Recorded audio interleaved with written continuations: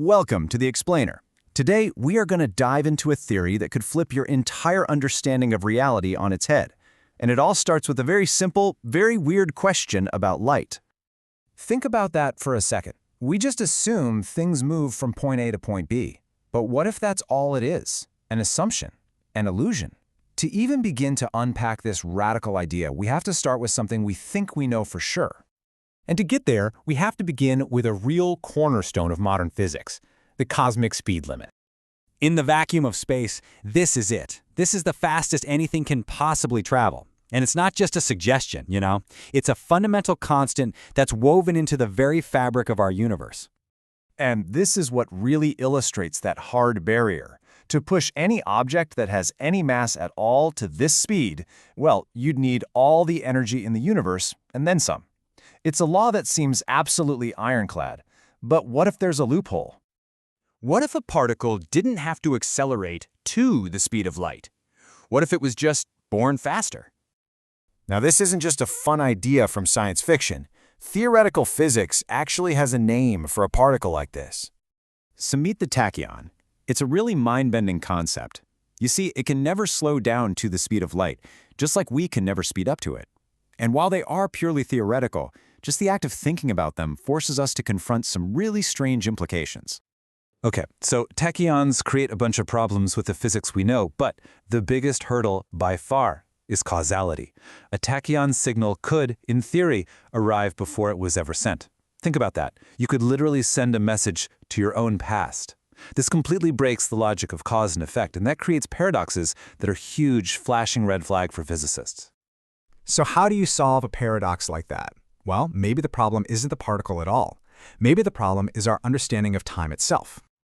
You know, we measure our lives in seconds, minutes, years, and all of that is based on our planet's spin and its orbit around the sun. But in physics, time is something way more fundamental. And as Einstein showed us, it's also surprisingly flexible. It's not just a ticking clock, it's an actual dimension. And this is where it gets really fascinating. What if tachyons aren't breaking the rules of time? What if they're just playing a different game entirely? Maybe in a different temporal dimension that we can't even perceive. If that's the case, they might not be in conflict with causality, just with our very linear experience of it.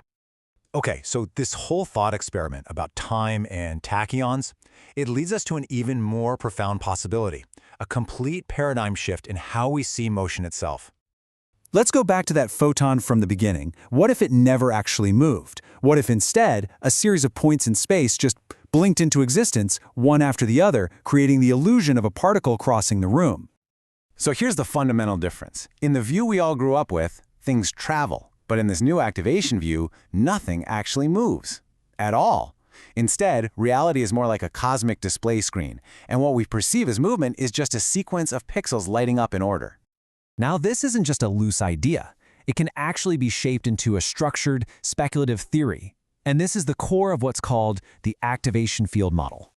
In the AFM, the universe is, at its most basic level, a quiet, invisible field of pure potential.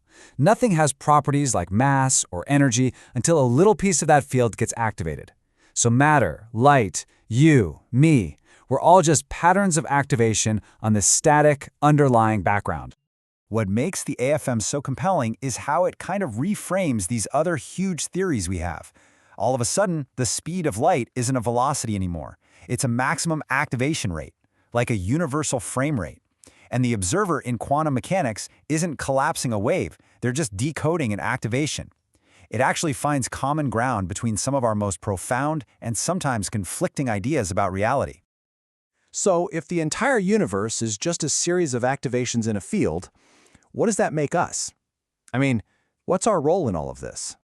This model suggests that the actual activation of the field itself could be instantaneous, non-local. That means a change right here could be connected to a change way over there without anything actually traveling between them. The delay, the duration, that feeling of time passing, that's just a feature of our perception. Our brains are processors and they have limited bandwidth, so they're forced to render this instantaneous reality as a sequential story. And this leads to the ultimate takeaway here. The cosmic speed limit might have absolutely nothing to do with travel and everything to do with perception.